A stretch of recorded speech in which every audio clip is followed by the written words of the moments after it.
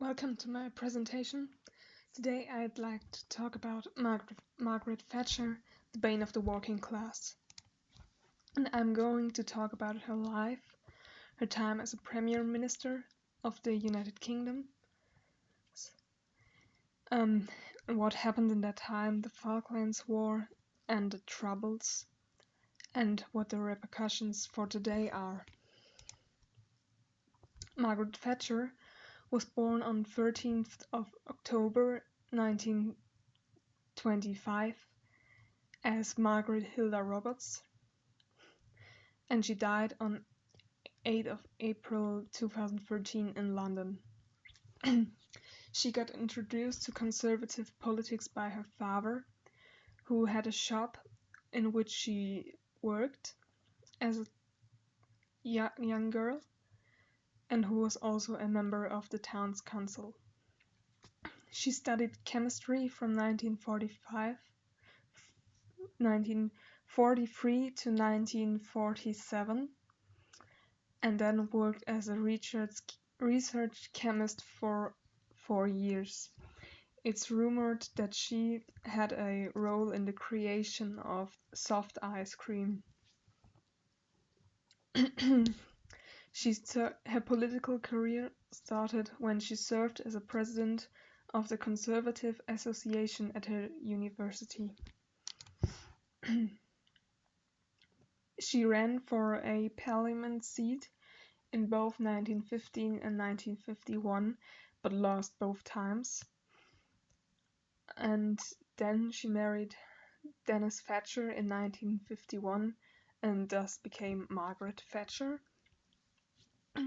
Her marriage with Dennis Thatcher made it possible for her to study law from 1952, in which she finally qualified as a barrister in 1953, which she worked as for a couple of years. On the 15th of August in 1953, she gave birth to twins Carol and Mark. Her political career lasted from 1959 until 2011. In the end, she suffered from dementia and ultimately died after a stroke that was severe enough for her to be unable to recover. Her premiership began on the 4th of May in 1979 until the 28th of November 1990. She remains the first and only female Premier Minister, but she was reportedly saying that she was more proud of being a Premier Minister with a university graduation than being a female Premier Minister. And she was also the longest serving Premier Minister up to this date. Ultimately, her popularity waned, and she got challenged by people of the Conservative Party and decided to resign. Here is an excerpt of her inaugural speech. I brought it with me so that we can see how she talked. I'm going to read it to you.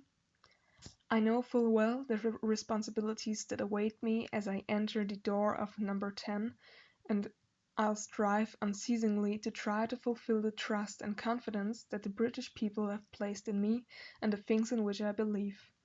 And I would just like to remember some words of St. Francis of Assisi, which I think are really just particularly apt at the moment. Where there is discord, may we bring harmony. Where there is error, may we bring truth. Where there is doubt, may we bring faith. And where there is despair, may we bring hope. The challenges during her premiership were in the first term the Falklands War, which I will talk about later. In the second term, which lasted from 19 1983 until 1987, the Troubles, which I will also talk about later, and also the miners' strike. One of her goals was to privatize the coal industry, and this resulted in a huge decrease in working coal mines and thus also working workers, which led to huge unemployment and poverty under the workers.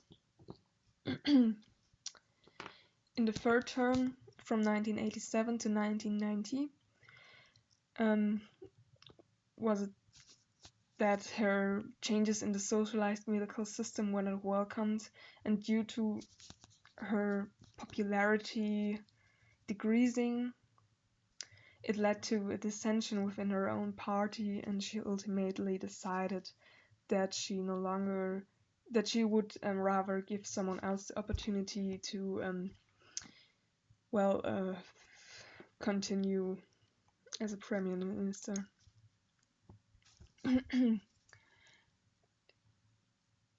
Her conservative policies now are known as Thatcherism.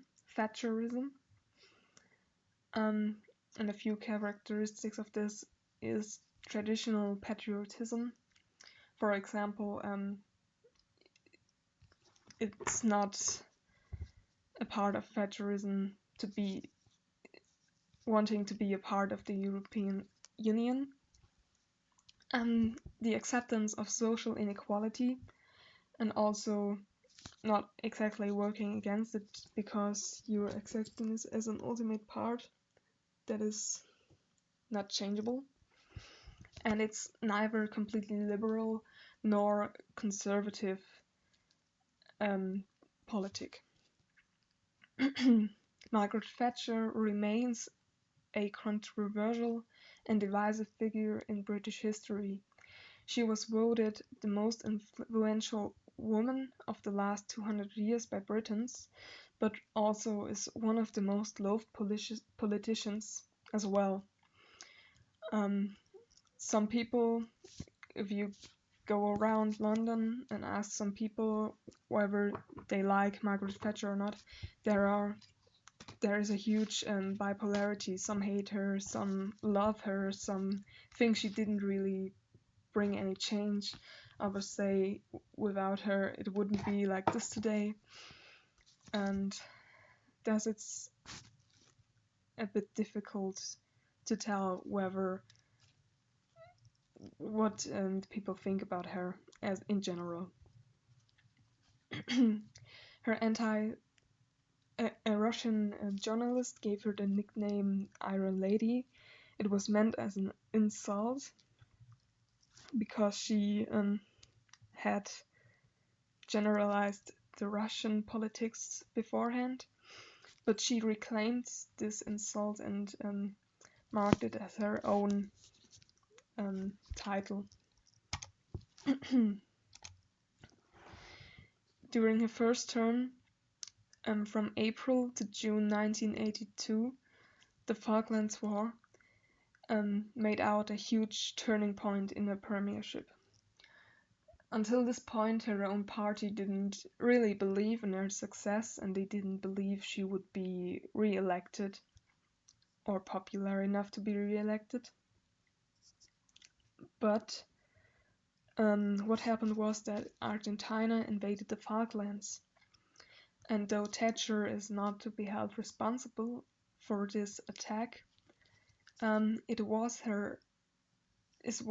the result of her style of rule.